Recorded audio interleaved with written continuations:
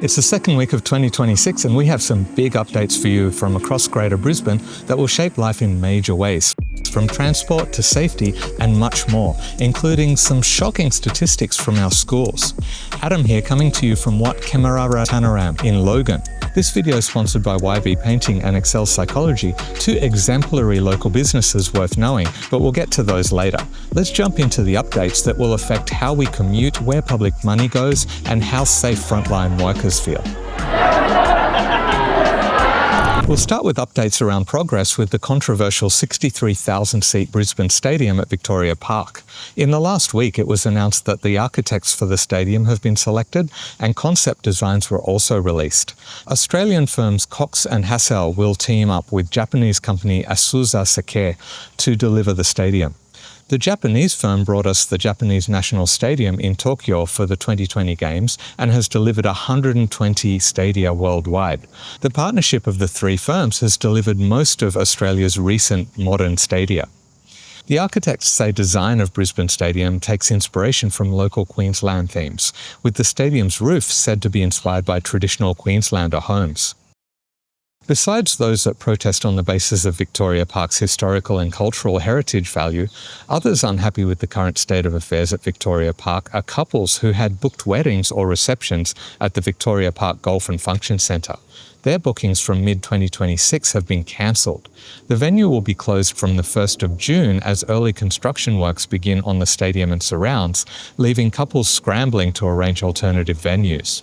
While the state government and Brisbane City Council are working with the venue owners and tenants to ensure impacts are minimised, including funding to ensure all booking deposits are refunded, that's little consolation to people who may have made their bookings a year in advance, who now have to find alternative arrangements in a much smaller time window. Here's a screenshot of messaging from the venue to suppliers that someone shared on the Brisbane Reddit sub. Moving to something that will keep bus drivers safer across all of Greater Brisbane is the announcement that the state government has allocated $3 million on top of the original $3 million to fast-track the installation of full safety barriers on buses across Queensland this financial year. Within that budget is $1 million to fit the barriers in an additional 50 Brisbane City Council buses on top of the 45 already scheduled. The remaining $2 million will include installation in buses on North Stradbroke Island. Upgrades also include air conditioning in the driver's cabins, electronic blinds, and mirrorless cameras.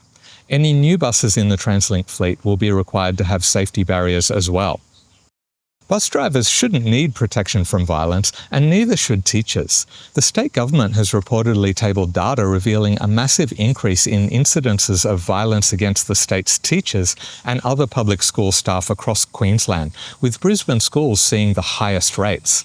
The data shows that the number of reported incidents has increased almost fourfold over 3 years, from under 6,000 in 2022 to over 20,000. The highest rates of violence were in Brisbane Metro South schools, with more than 5,300 reported, and this was followed by Metro North. Of course, one thing to consider is that population density is higher in these areas, so there's more schools, so the higher numbers don't necessarily point to the situation being worse in these areas than in others. The data supports the claims made by the Queensland Teachers Union about the levels of occupational violence experienced by teachers, which has been central in their negotiations with the Department of Education over the past year, with working conditions being the main area teachers are dissatisfied with, rather than it being simply about wages. Perhaps the release of this report will mark a shift in negotiations between the department and the union. In last week's update, we mentioned the study in the Redlands that followed the journey of plastic bottles with GPS trackers from waterways and into Moreton Bay. And this week, the state government announced that applications for their Zero Litter to the Bay by 2030 initiative have opened. Councils can apply for a share of $35 million to install new filtration devices on major stormwater drains to capture plastics as they flow through, with the program predicted to involve at least 100 of these devices, together removing around 6,000 wheelie bins worth of plastic and litter each year before it has the chance to enter Moreton Bay. It's no secret that housing supply is a major issue throughout Greater Brisbane, so let's take a quick look at the most recent figures on housing approvals in the state, as this has an impact on prices for both people buying a home and those renting. Across the nation in November of last year, Queensland saw the second highest number of private sector houses approved, which was also the second highest monthly increase. There were over 4,500 total dwellings approved, which was the largest monthly change in Australia. While more approvals is a good thing, the continued shortages, particularly of workers, means that more building approvals may just mean a larger backlog of houses waiting to be built. Of course, we'll keep track of changes to housing supply across the LGAs here on the Brisbane Channel, so stick with us and you'll always be up to date. While we're talking housing, if you want your place to look its best, you can get a 10% discount on a seriously good paint job with the sponsor of this video, YB Painting Services. They recently won first or second place in 5 different categories of the Master Painters Australia Queensland Awards for 2025, and when you see their professionalism and the quality of their work, it's no surprise. With fixed pricing and a 5-year warranty on all their work, you can be sure there'll be no unpleasant surprises. Claim your 10% discount by scanning this QR code or the link in the video description. Let me ask you, who is the most well-paid person in any of Greater Brisbane city councils? If you think it's the mayor, you're way off, at least in dollar terms. Based on a Brisbane Times article this week, while Brisbane's Lord Mayor Adrian Schrinner is the highest paid mayor in the region, with an annual salary of just over $300,000 a year, Brisbane City Council's CEO, Kerry Freeman, makes at least twice that, with a salary between $600,000 and $699,000 a year. Chief executives or general managers of the other LGAs have been shown in the most recent reports to earn similar amounts.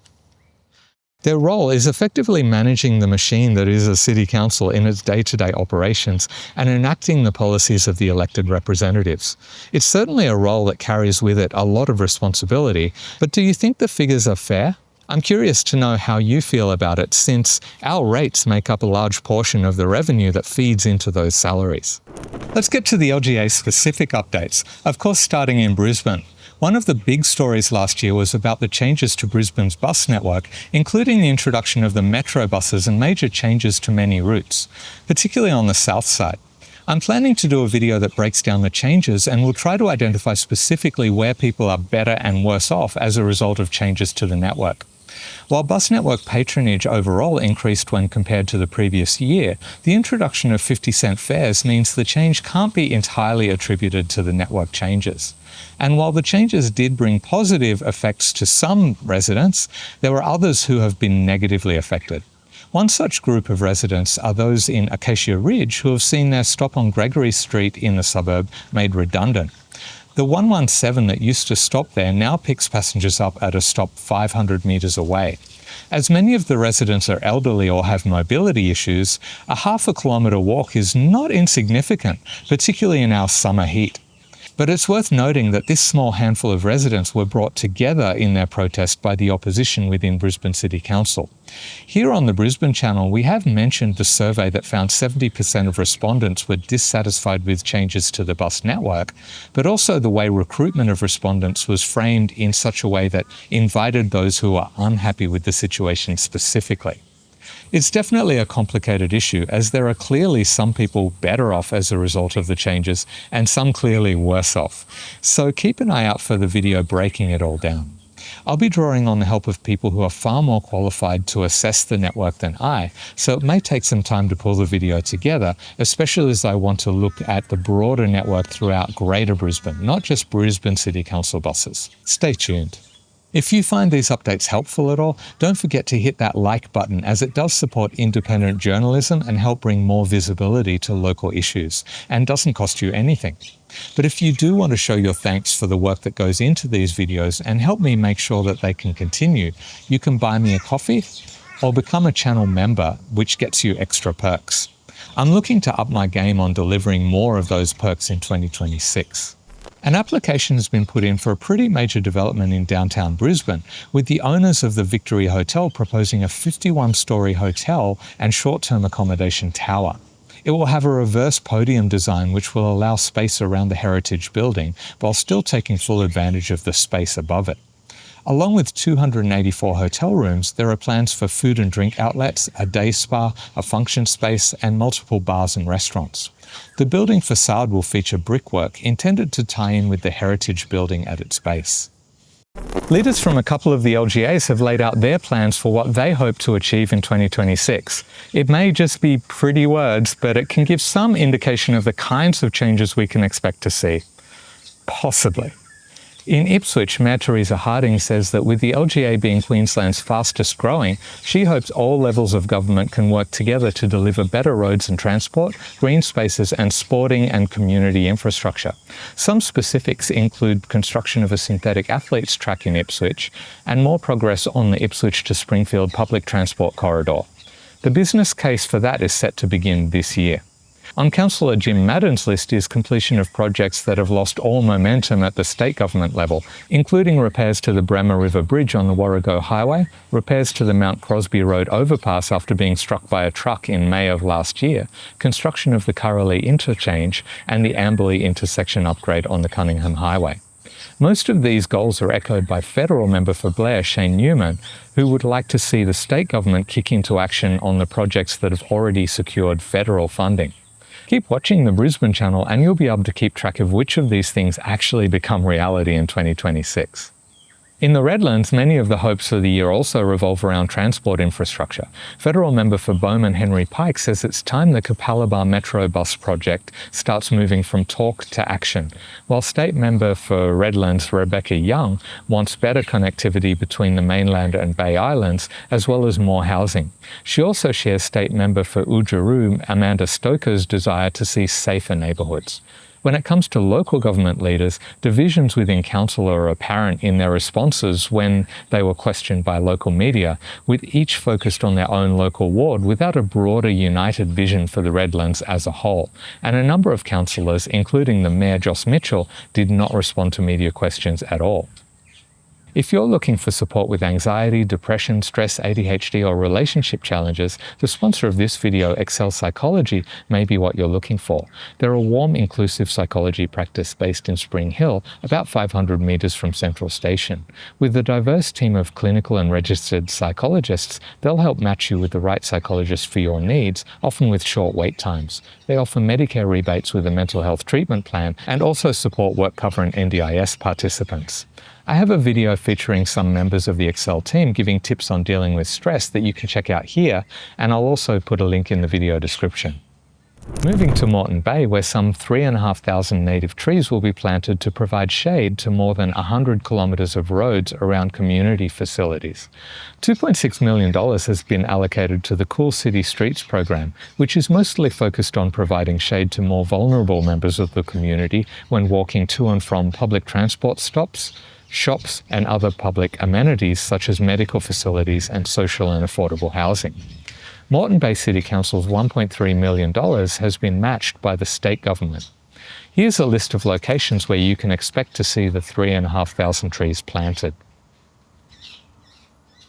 With other LGAs hoping to see improved roads in the coming year, Moreton Bay is about to see one stretch of road resurfaced starting from the end of this month.